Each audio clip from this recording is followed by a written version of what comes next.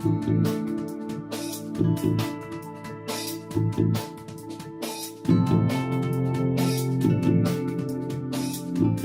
the starting point of my presentation is the understanding of the fact that the world resources are limited. So it is now understood that the traditional business model, which is linear and based on the constant exploitation of resources, so things are made, are used, and disposed, should actually change towards a model which is circular, in which things are regenerated and reused at the end of the life cycle.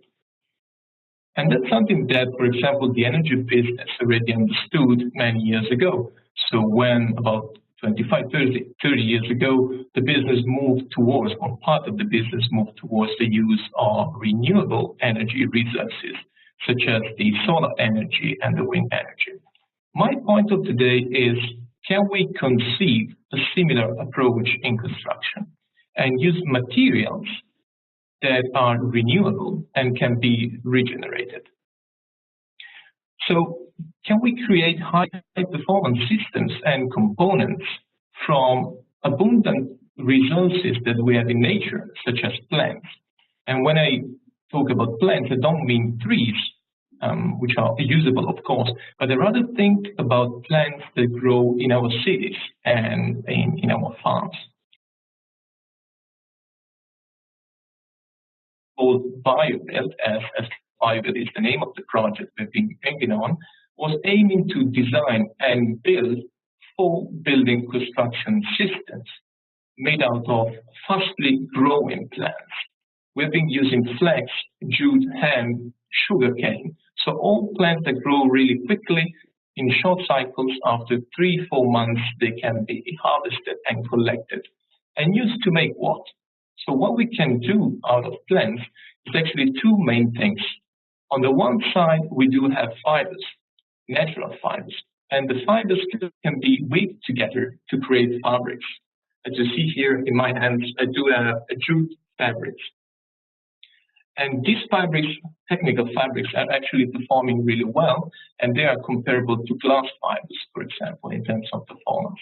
On the other side, we can get from plants, we can get resins, which are polymers, biopolymers, and there are a wide range of polymers, for example, thermoset, thermoplastic, compostable, biodegradable biopolymers, and of course the selection of these resins has an implication on the technical performance of the resin itself, and also on the opportunity offered by recycling and composting the resin. And the combination of fibers and resin gives a material which is a stiff material, which is called biocomposite. And there are a number of benefits associated to biocomposite materials for construction uses. So that's a lightweight material with a high strength-weight ratio. It can be easily shaped, and of course, it does have a low cost because the raw material used to make biocomposite are actually cheap, as we've seen they come from plants.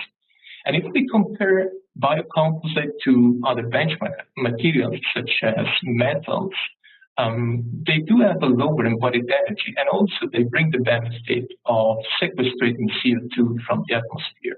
And the CO2 is then embedded into the biocomposite. As you see here, it's a stiff plate. That's a biocomposite plate. Of course, we didn't invent the material itself. We didn't invent biocomposite, since these materials have been used over the past 20 years in other sectors, such as automotive. What we have been doing has been thinking about using these materials at a larger scale in building construction.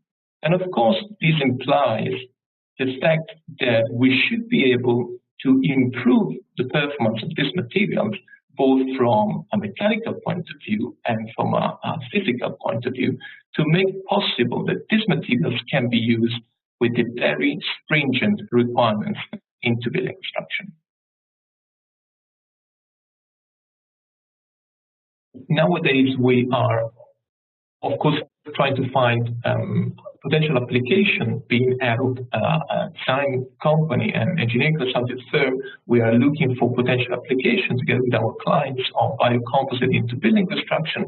And at the same time, we're looking for opportunities to even extend more the concept of using biocomposite in construction. So we think about the opportunity offered by buildings to grow plants, and these plants finally used for making components. And this brings me to the last slide, which is our vision about how the industry could actually embed biocomposite into the construction process, what we call the urban biobuild, in which plants can grow into the buildings or at the urban district level.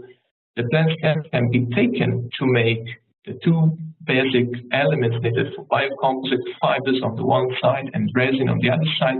Their combination will allow us to make building components that can be then used into building itself, and at the end of the service life, they can be either recycled or combusted to allow new plants to grow.